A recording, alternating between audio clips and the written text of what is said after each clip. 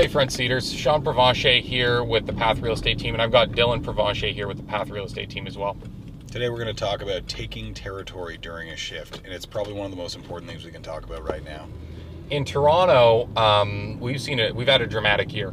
We saw an increase in price of $100,000 or more, $150,000 in the first 4 months of the year, and since it's gone back down to the median of last year, so $200,000 almost under what we achieved in terms of peak price. Totally. It really is the definition of a shift. It is the definition of a bubble, really, because it's all happened in like 7-8 months. And there's a concept that I gravitated towards my entire career in the shift book. The one last thing I want to say before we get into it too is that one of the major things that we've noticed, if you ignore all the price changes, is that we're actually missing about 12,000 trades. So we're in a market that has seen a dramatic uptick and downtick. Sales are down 40%. New listings are up 65%, or not new listings, sorry, inventory's up 65%. And no one knows what's going to happen next, but it feels like it's leveling back out. It does feel that way. In summer. Yeah. So what do we do in this kind of situation? Well, the fact is what the example that we always use, and the one that's in the shift book, talks about controlling market share. So let's take you as an agent, okay? Okay, I'm an agent. You're in a community that does 100 trades a year for easy math. Yep. Right? And you have 20% market share. How many trades do you do? 20. Exactly correct. Okay, now hold on a second. Something happens. Big shift. Maybe kind of like what happened here. Exactly. And all of a sudden, the trades go down to 50.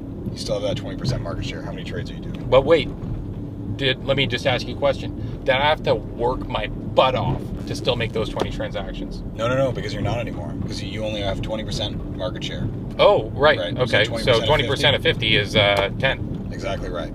So here's the problem. If you allow that to happen, when the shift goes back to normal and everything returns and the 100 trades are back, how many deals do you still get to write at 20% market share? I'd probably, if it went back up to 100, I'd write 20. So you'd float right back up to where you were. Okay. So yeah. how do you take territory? Well, this was kind of what I was getting at when I wasn't listening quite as carefully as I should have been. If I was focused on maintaining my business in the number of transactions that I was writing, I would try to continue writing the same number of transactions. Well, I'd want to write 20. Well, I got to ask you, wouldn't your lifestyle demand it? You know, you're in a position where you're getting out of the business, you're losing your house. Like, it's a bad It's scene. not good if Yeah. you don't maintain your business. Well, especially if you go down half. Like, that is a tremendous loss. Like, really, really bad. You might lose your wife.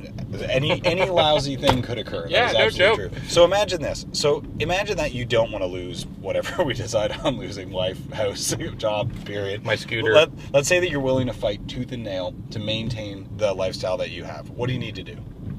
Well, Gary Keller would say I would double my lead generation efforts, I'd triple my lead conversion efforts, and I would quadruple, what was the third one? It was quadruple your talent search. Yes. So efforts. basically, you would work your buns off. Is that Yeah, correct? I would work my buns off. Absolutely. So if you did that, and there's 50 trades, and you still maintain your 20 trades, what percentage point does that work out to? 50 and 20?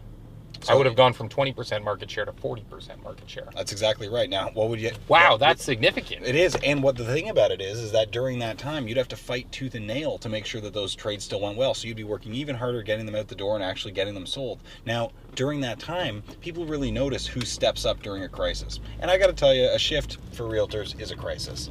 And for homeowners. Well, that's exactly For a lot right. of The homeowners. consumers as well. So the fact is that all of a sudden, when things go back to normal, you get 40% market share. Effectively, you get a free doubling, not by doing anything else than the work you did to maintain your lifestyle, which is what you need to do, period. So you're saying that your market share will carry up with you when the market goes back from 50 to its regular 100. Well, I'm not saying that.